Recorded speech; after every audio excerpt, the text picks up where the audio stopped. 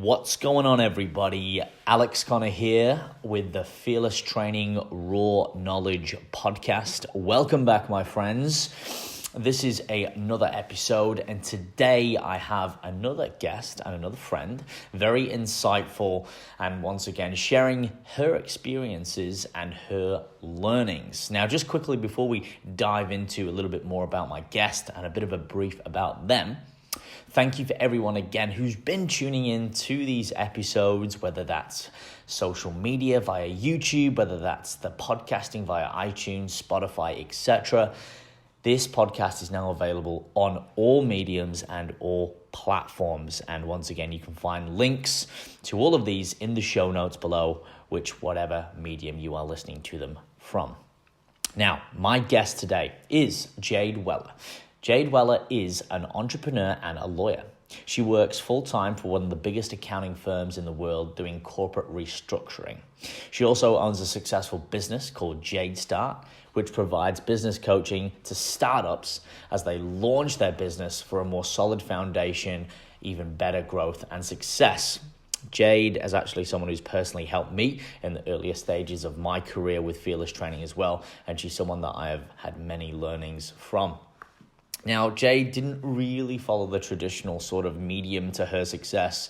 She decided her path when she was 25 years old, and she began studying to become a lawyer.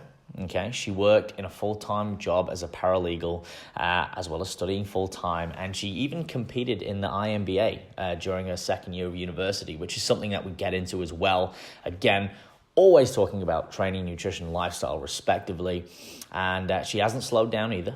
She works still in a full-time job and runs her company while still finding the time to coagulate and foster a beautiful marriage, social life, and vitally taking care of her body, mind, and soul. So we get into a few interesting topics in here. I think those of you who are a bit more business savvy, perhaps wanting to find a better way or pursue a passion, turn it into a business, monetize it, make money from it. There's a lot of great ideas me and Jade bounce around with this episode, and probably a lot that you can take away from it to save yourself time and money, and put that towards, growing your business if it's something that you're thinking about doing too, which is something that I encourage because, if you can find something in life that you're really passionate about and you love, and you can combine those two, you can make a living from it. Now, look, money is just a byproduct of success. If that's the only reason why you're doing it, 9 times out of 10, it's probably not going to be sustainable in the long term for many reasons that we get into within this podcast. So listen out, take some notes if you have to, listen to it twice, and if you enjoyed it that much, share it with a friend or someone that you think would benefit. But without further ado, enjoy this latest podcast between myself and Jade Weller.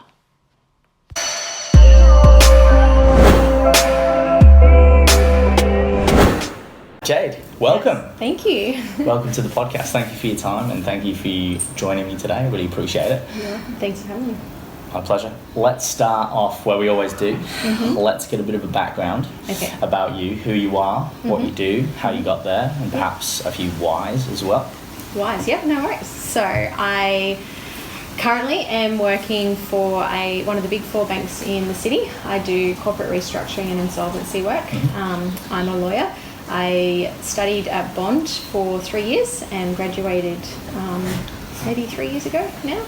Okay. I've got my own business, JadeStart Consulting, and I help startups set up and launch their business. And I'm also studying to become an accountant, so I've got quite a lot going on right now. A lot on the plate. But it's actually been like that for quite some time. So I launched my business 4 years ago, and I've been working for this corporate up in the city for the past 3 years, and before that I worked full-time as a paralegal inside a property development company in Surfers for 7 years, I think it was. So yeah, and I've been studying probably for the last 8 years. So it's been pretty consistent and pretty regular for quite some time now. So I've developed a lot of routine and a lot of good habits. Some not so good. Yeah.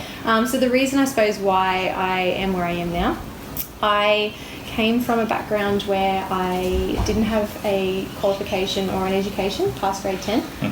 I was feeling extremely frustrated and unmotivated by the time I sort of hit 23, 24. I was managing a lot of different departments inside Woolworths, and I knew I wasn't being used to my full capability. Right, so you were in retail management to a degree? Okay, fair. Retail. So I was always working weekends when my friends weren't, and my work came at the sacrifice of a lot of my personal life, and I didn't feel as though I was getting the benefits from my work for that kind of sacrifice. Like I wasn't being challenged, I wasn't being developed in any kind of way more than what I knew I was capable of. And so I decided I needed change. So I started working for the paralegal, as a paralegal for the in-house property developers in Surfers Paradise, working on a massive skyrise there, and fell in love with law. So did you need any, just to quickly interject, to be a paralegal, did you need any qualifications initially to go from the management in Woolworths to the role as a paralegal? Yeah, so I actually first got the job as a legal assistant, which is just like an assistant, and I worked in that position for 3 years, learnt a lot of the skills, and then I got a promotion to be a paralegal, and it was around that time that I started studying to become a lawyer. So I had to actually go back to school, per se, get an OP qualification, so I did an advanced diploma in business, got my OP, and then I got into law, so I started studying at uni. So a paralegal, is that someone who can assist a lawyer? Yeah, so you but sort not of do the same necessarily work. The legal documents. No, you do everything. You do everything. You prepare everything. You know pretty much just as much as what the lawyer does. You're their support, but you just don't have that qualification. To practice it in a court. To practice it. Not necessarily in court, just to practice it. So you need a practicing certificate to be able to sign off on things and to be able to attach the liability to it. So I didn't have that, so I was the support until I got that qualification. So someone really as a paralegal can get quite a way in terms of the knowledge, the systems, the operations as a paralegal before they become a lawyer. So you can get very well prepared. I know a lot of people are probably thinking of a Netflix TV show right now. Suits, okay. So maybe is it like Suits? But hey, while we're on that subject, for people listening, let's nip that in the bud. Is it like Suits? No. I mean, it's a TV show, right? It's a lot harder work, I'm sure. It's a lot of drama on that show. No, especially not the type of work I did. That was more M&A style, mergers and acquisition style. Right. I do a lot more like property settlements, construction contracts, intellectual property, all that kind of stuff. So it's quite different. A different sector, if you like. Yeah. There you go. Yeah, but equally as challenging. Yeah, I can imagine so. Because like you said, for me, and to give a little context to the conversation, I think when we met and how we came in contact is obviously you've helped me start my business and you helped me with some of the foundationary, systems, if you like. You were in the paralegal role, I believe, at the time. Yeah. And we met in the gym. Surprise, surprise. Crossover. I think I was doing a fitness comp around that time. I think you were. Or I was doing one, or I just finished one. I can't remember. Possibly. Well, it was at the time where I just met Joel, who was still working for Body Signs at the time. Yes. Yeah. And that's where I met you and Anna. Yeah. So I think you were, and you'd either just finished or you were just starting. Yeah. Starting out. How did that go, by the way? Awesome. Yeah. So I did it for different reasons too. So I did it with a best friend of mine at the time. So let's cover it, because this is important for the listeners. Let's cover this. So I was actually in uni at the time. I was working full-time in Surfers. I was going to uni. I had what a lot of uni beginners have, which is your freshman 15. So when I first started, the routine changes when you first start uni while you're working and trying to balance your life outside of it as well. So I normally had quite a structured gym routine, and then I started uni and I had to start studying after work. So your first year you kind of just dedicate yourself to your studies and you obviously put on weight because you're not maintaining that exercise component of it. So for me, doing the fitness comp was a goal for me to get my body back and some routine back, as opposed to winning when I jumped on stage. I teamed up with my best friend at the time. She had the winning goal, which is perfect for me because she pushed me to keep me accountable. But I did my nutrition on my own. So I had a personal trainer who trained me at the gym, and I'd show up for 2 or 3 sessions a week. Was that World Gym Burley at the time? No, that was at Fitness First. Okay. Yeah. Right. So the one near to where we live, Varsity. Is that the one? Right. Okay. I'm with you. Cool. So then he just tracked my weight loss and gave me my weight program. Yeah. And then I maintained my own diet, and so I've never been a massive fan on cutting everything out completely, so I maintained a lot of structure in my diet, and right up until maybe 3 weeks before my comp, I was having 1 or 2 cheat meals a week. Quite flexible in my diet. I would eat quite rigid throughout the week, so I would have a lot of veggies. I'd do my meal prep on a Sunday. I'd smash it out all in one day, and I'd have a whole week's worth of meals sitting in the fridge. And I'd easy. I'd get up in the morning, chuck all my stuff in my esky, and I would eat my food as I went throughout the day. When I'd be at work, then I'd be at uni, and then I'd come home, and then I'd have some dinner. So it was very structured. I actually developed quite the appetite when it comes to food from it, because now I'm not fussy. I will eat my leftovers cold. I don't care how it looks or who's presented, because I went for quite some time with it like that and got accustomed to it. So. You do. You get less picky, right? It's like, it's food. You're like, I'll eat it. It's food. I'll eat it. Don't worry about putting any more attention into it. That's fine. And there's never anything left. Usually, it's like you eat everything at that point. Well, I guess to delve a bit deep, because this is really important. Something that I'm a big believer of is helping females have a better understanding of nutrition, how they don't have to starve themselves, and how weight training is beneficial if they would like to do it, and how, again, it can get them the more desired results. But I think there's some education. I think a lot of females would understandably maybe scared to eat a little bit more food, or maybe scared to go into some structure. So would you be able to share, especially for those listening who may be in that position, or maybe are not yet there, what sort of calories you run at the highest point when maybe you're in a gaining phase, and the lowest, and then maybe a typical day in the life, just to give people, again, some idea of what you're eating, what foods that they could be eating, and calories. So I think that's quite important. So I think of my highest, I was probably up around nearly 3,000 calories a day. That's good. And I ate a lot. I ate every 2.5 hours I start to get hungry. Every 3 hours I was savage.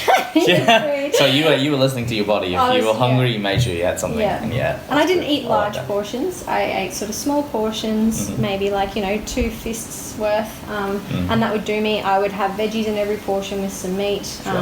Obviously, I don't. My diet's not quite like that now, but it would just. It would just be enough to sort of fill me up, keep me going. I had my snacks. So I'd eat nuts. I'd eat some fruit, and I would.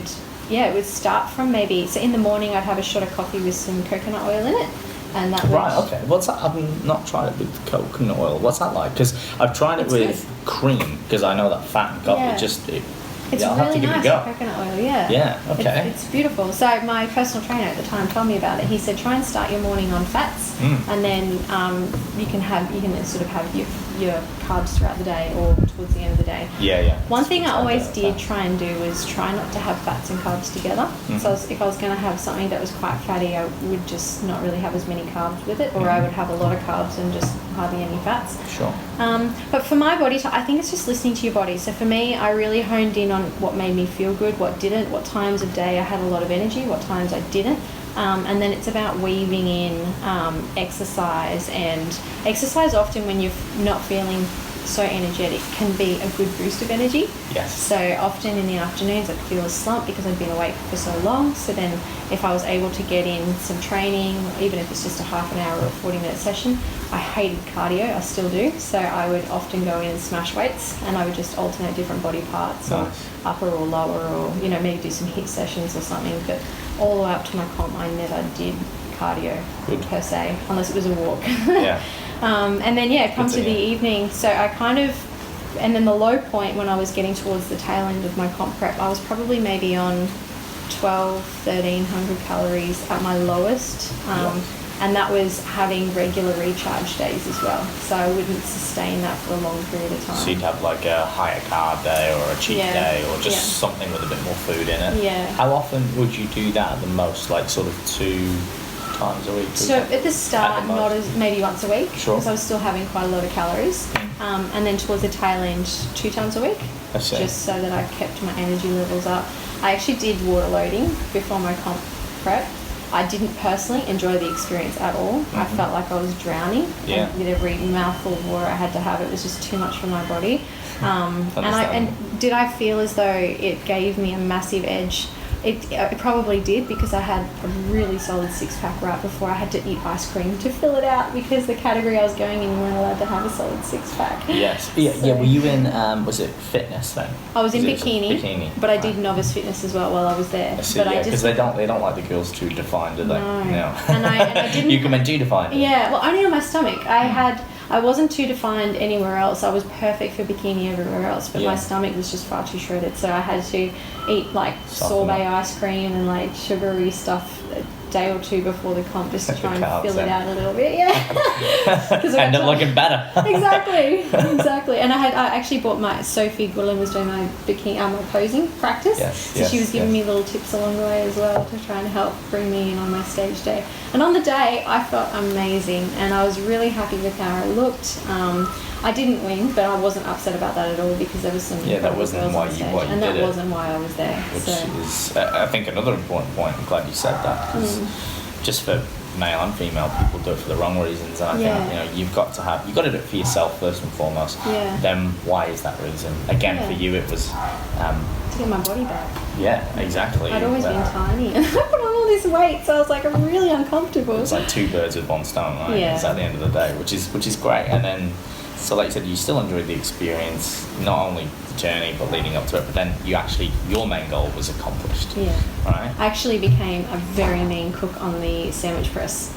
At work, we had a sandwich press. Oh, the sandwich press. And I would cook chicken stir fry, scrambled eggs, pancakes. You can do a lot on a sandwich press. You can. I think there should be a recipe book with sandwich press recipes. It's amazing how resourceful you get, isn't it? Yeah. In that time with not well, it is restricted eating, but I think you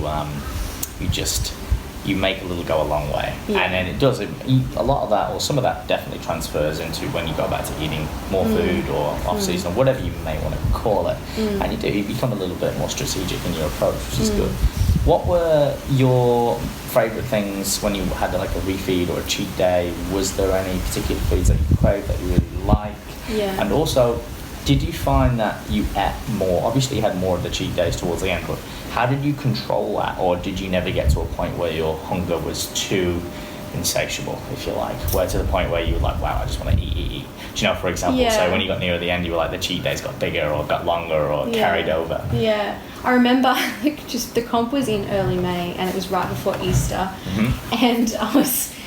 Obviously, Easter's a terrible time of year to be doing any kind of comp prep, especially if you love chocolate. So I had to actually rein it in because it was going over 2.5 days. And I was like, come on, Jade, pull it in. But I'm not... And we are in Easter at the minute. Exactly. Well, just gone. But I'm not actually a massive chocolate fan. So for me, it's more donuts, burgers, pancakes. I'm more of a savoury kind of a sweet savoury. Yeah, so we would often go out and have burgers or a pizza or... donuts. Love donuts. So I found the way I sort of controlled it was because I had a goal. It was like, okay, this is really good, but come Monday, I was back on track again because I had a goal to accomplish. Yes. And I think that when you're contemplating, is it really worth it? Do I really want to do this? I really just want to have this type of food. Yes. I had other go-to things I would make, like some low-calorie like a substitute. Which would often... And I find that once you sort of curb your cravings back on track, it's really easy. You don't even really feel like it anymore. Because you have that flexibility, which I'm glad you mentioned once again for the viewers, for people watching, for women. Again, it's not about saying, no, I can't have that. It's about saying, well, maybe I'll have a little bit of that, or maybe I'll find an alternative. Yeah. But in experience, when you say, I can't eat that food... You want it more. Exactly. You've created 100%. a boundary in a box that you didn't need to, and then, again, it's that unhealthy relationship starts and it gets worse, where, like you said, if you kind of, come up with a substitute, etc., which... Actually, what are some of the... Squirms. I was going to say, what are your things? I had a packet of squirms. The old squirm. Sitting in the glove box of the car. I loved them. And so how I actually justified it to myself, which was good science. I said to myself... Here we go. This is good science. Not bad science. Good science. For you. We've labelled this. This is a new term. When my metabolic window was open, I just did a massive weight session. I would walk out of the gym, jump into the car, open the glove box, smash my squirms. Or I'd go on the way home to IGA, get a box of those little mini donuts, and I'd eat them on the way home. Nice. And I had burnt so many calories in that session that I was never worried about it being stored as fat. So you had it at a more strategic time when your body was in need of the fuel, replenishment, etc. And that's really good. And I still lost weight with it. So there you go. But it worked, right? Because you were still in a deficit. Yeah. So where did you go from? Because I really want to just probe around this subject a little bit more, because I think it's a really good one, and I think a lot of people will benefit from it.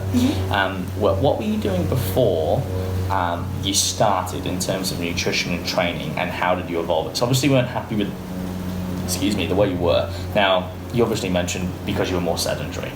You were more sat down, you weren't as active. Did you go from a point where when you were doing all that study and before you set this goal, like you weren't training at all, or maybe it was sort of like once, twice, and it was sort of sporadic training and you were just sort of eating whatever? And then did it go to maybe you actually eating more or more consistently or better quality of food, and then you went and said, obviously you had the flexibility, but then you went from say, okay, I'm going to train at least 3 or 4 days a week within that. Like, can you give us that picture of where you were when you were unhappy with your physique, and then what you were doing, obviously what my journey was, what your journey was, and then maybe another point, again 3-part question, big one, but the transition, and then we can isolate that a little bit more like after the competition, because I think that is a really important transition which people get wrong. And I know it's different depending on what category you're in. You know, the ladies who are in the figure and physique who get leaner, the leaner you get, the harder it is to transition out. But I would like to, if we can cover that. So before Please. I ever decided, I'll go back to when I was working at Woolworths, I was lifting a lot. I would lift milk crates full of milk and like throw them around. I was doing a lot. Really active. I was very active at work, so I never did any training outside of work. It was more like, fishing, relaxing, doing all that kind of stuff. So you were working long hours. I was working long hours. I was on my feet all the time. I was lifting heavy weights at work, so it was not an issue. Then when I transitioned to my office job, it was very different. I was sitting down every day. I wasn't training.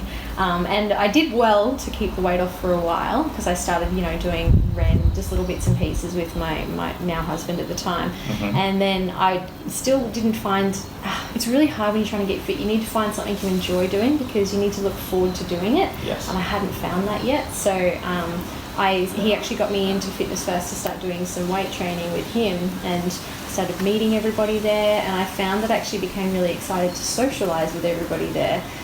And then I started to feel more confident and get into the weight side of things, because it wasn't so daunting training. I know for women, they hate training in the men's area where there's men training a lot of weights. So for me, if I made friends with everybody there, because Aaron was friends with everybody there, then that fear is not there anymore. Intimidating. It's not so intimidating. And then everybody gives you tips and they all help you, and then you start to feel a bit more empowered.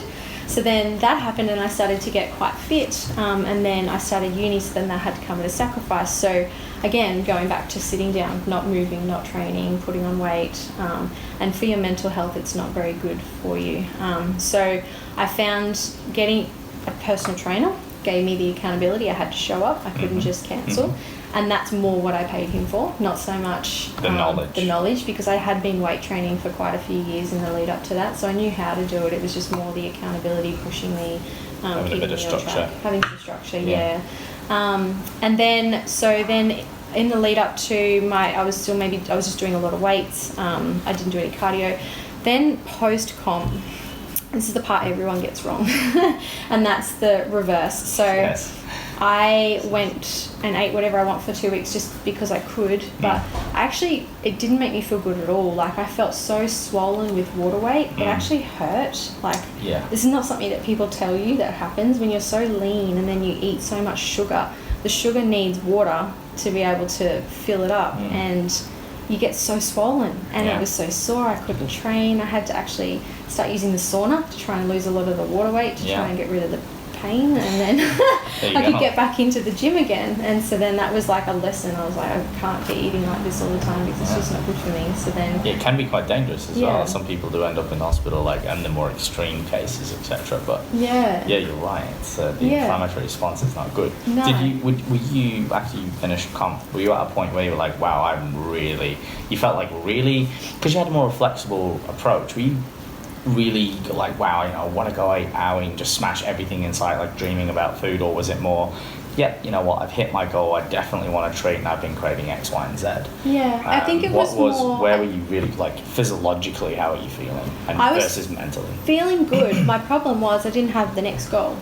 So it was like... I see. So you had no target. I had no target next. This is a good... There's only twice in my life I've ever experienced it. One was when I finished my comp, and then I was like, what now? And then the second time was when I graduated uni, got admitted as a lawyer, and then I was like, what now? Because they're such long goals. You work for so long. Like for a comp, you're working for, anywhere from 12 weeks to 24 weeks, maybe even longer to do a comp. And that's all you think about, and that's your reason for every time you say no, every time you sacrifice something, that's your reason.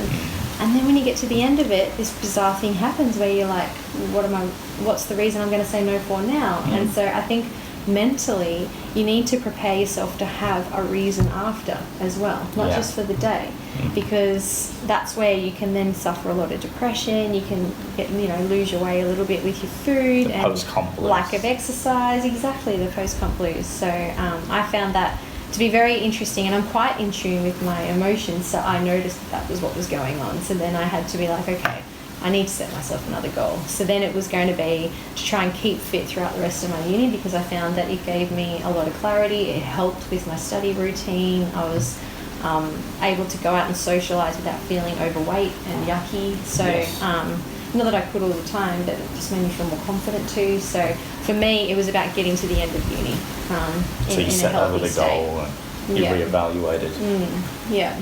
So I actually switched between cooking my meals throughout the time to getting meal prep done. Right. So when I had time, I would do it myself. Coming into assignments and exam times, I'd actually buy like a food service that would deliver all the meals. I think it was U-Foods at one stage. And save you the time. Again, just a bit of structure and accountability there and fill in the gaps. Yeah. And I because by that stage I already knew roughly, I wasn't counting my calories to a T, but I knew if I ate this, it was around this many calories. If I ate this, it was around this many calories. So I kind of knew to keep the calories quite low, but keep the portions high, like a lot of meals throughout the day, and then that way I was... Keep yourself satiated rather than letting the hunger build up, and then you're more likely to snack and tempted by things that you don't like. And again, we were just talking about this before, when you got to listen to your body. Like some people said to me, you need to eat a lot of fats, don't eat a lot of carbs, but my body's always responded to carbs as a source Everyone of gives fuel, you different not fats. advice. So it's about, I tried both, and I was like, I respond so much better if I have carbs. When so I like don't a higher have carb rate intake versus if I don't, I get like shaky and I get jittery and I can't think. And so for my body, I've always noticed, okay, well, if this is what works for me, I need to do this. So I think it's about listening to your body and working out how you are best optimized, because it's all life hacking, right? Biohacking. It is. Yeah, and it's a really important point, because as a human being, which most of us are, and if you're not, send us in a message. Look at me. How did you get here? Yes, and please give us the answers. Elon Musk calling you out. We generally run better on carbohydrates, from a physiological standpoint. But you're right. There are a small percentage of people who, with the ketogenic approach is a little bit better, and we've got all these other strategies. But we've got the science there, which is good, and it's important you mention that, because it's about finding your way, using the science, but then also having that balance between evidence, but then anecdotal, like experience, like you said. Common sense. You eat something, we talked about it before. Do I feel good? No. Is it consistently when I have that food? All right, remove that. Don't change everything at once, because you don't know. And don't be too extreme. But again, like you said, you sort of hack and customize over time. Did you find going from tracking your own calories, which you were doing, to not tracking, did you have any issues there, and how did you approach that? Was it easy for you in terms of mental state, because you'd had so much structure, you didn't have a problem with going, want to check the calories and the macronutrients to see if I'm round about where I need to be? Or was it a little bit of like a step off the edge or into the unknown initially, when you just went to, what we call mindfully eating, or just, again, being human, eat when you're hungry, listening to the internal cues? I think it depends on how much time you spend in the lead up to it when you are tracking your macros. So for me, I'd spent quite a few months watching what I'd been eating, tracking my macros. So for me, I was able to make a dinner and know roughly how many calories were in it, because I'd put it into MyFitnessPal so many times that I kind of knew a rough gauge. So when I sort of stopped counting it, I knew I was roughly between here and here every day. And then I don't necessarily weigh myself. I maybe weigh myself 3-4 times a year, and I track myself by looking in the mirror, by clothes. How do clothes feel? How do I look when I look in the mirror? What's my muscle definition like? The areas that I know I store fat on, am I putting weight on in those areas? Am I not? So for me, that's how I was able to gauge if I was having too much, too little. And you tend to get a bit puffy. But for me, I get puffier in certain areas if I'm putting on weight initially. So I'm able to watch those areas and go, okay, around my face and my upper body, am I getting a bit puffy?